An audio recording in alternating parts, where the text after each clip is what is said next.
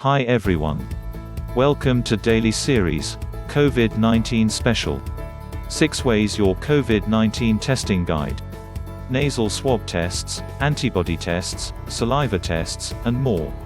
Here's what you need to know about the different tests, including those that show if you're infected with the coronavirus, and those that reveal if you've had it and recovered. Antibody tests analyze blood samples for evidence that a person has recovered from COVID-19. Researchers are working to find out if antibodies offer any immunity. Testing for the novel coronavirus has been an ever-changing story almost from the moment the first cases were discovered in the United States.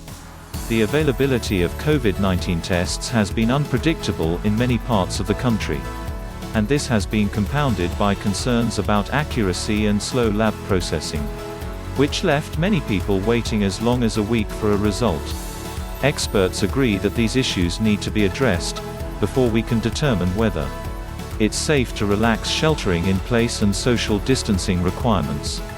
We probably have to do at least 2 or 3 times the amount of testing as what we're doing now to get to where we need to be.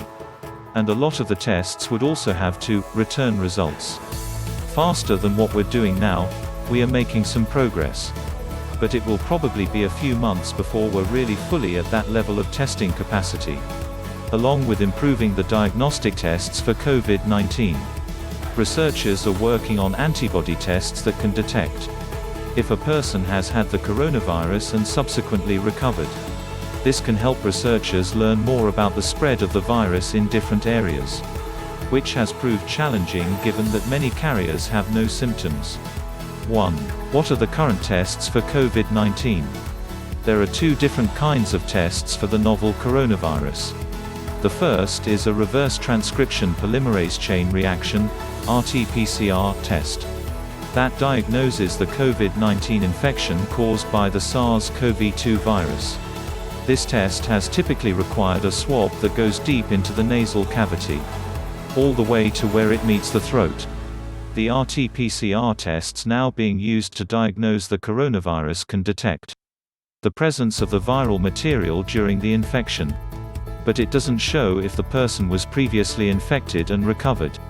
The second kind of test is an antibody test, which is altogether different from the RT-PCR test.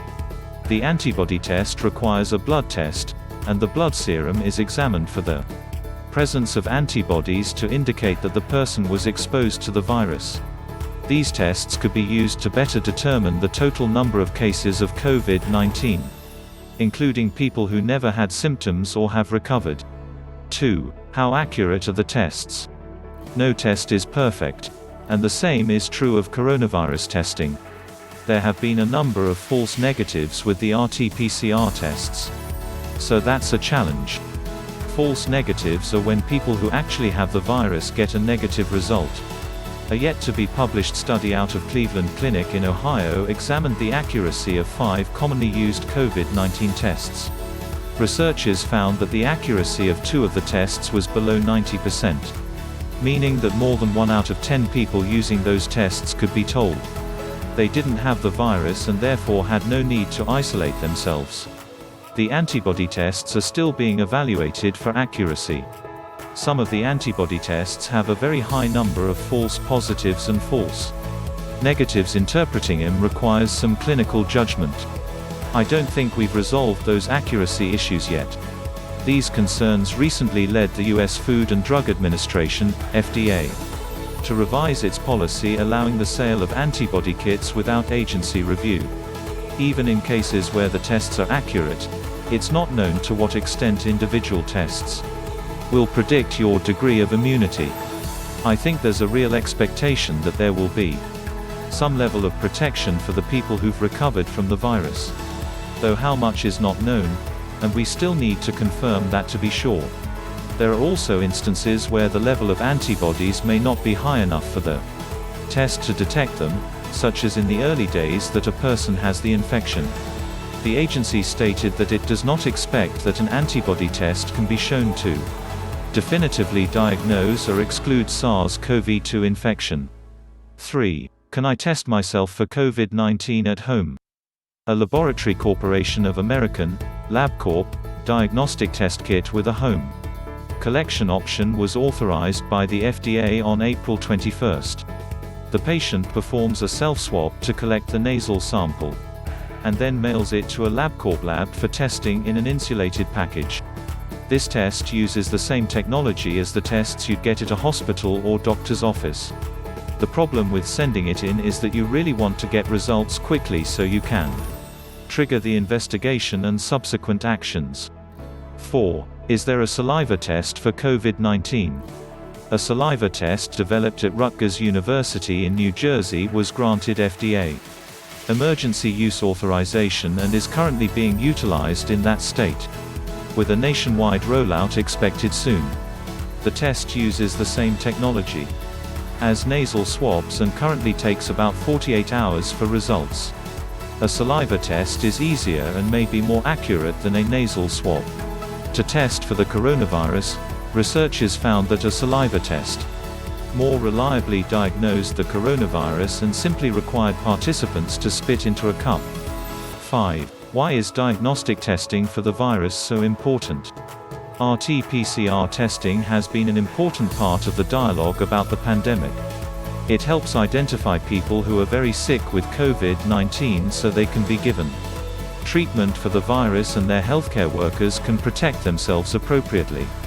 Testing is also important for scenarios where people are living together, so that we can identify who is sick and protect the other people from getting the disease, for example, in a nursing home.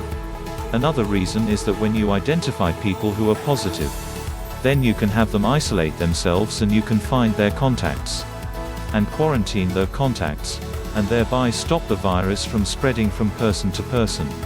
Testing is important, but what comes after testing is too. The testing has to lead to an action. That action could be testing the healthcare worker, giving a special treatment in the case of a sick patient, isolating certain individuals in a nursing home to prevent further spread of the disease, or finding somebody's contacts and helping them to quarantine. Anytime someone tests positive, it should lead to an action. 6. How are testing and easing restrictions on stay-at-home and shelter-in-place orders connected? When states begin to open up, there will be a spike in cases of the coronavirus. It's very important to be able to spot increases quickly and take action. If there's not enough testing or if it takes too long to get the results of the tests, the concern is that the virus could spread quite a lot, and by the time the states realize it, it's too late to save a lot of people. Part of what testing does is allow us to implement those actions that can help control the spread. If you don't have testing, then you can't control the spread as well. It's important to note that testing is not a substitute for social distancing. Testing is important in order to know what's going on as best as we can. But knowing alone doesn't slow down the virus. What slows down the virus is following all the important guidelines for infection control. Don't forget to hit the like and subscribe. Thank you for watching.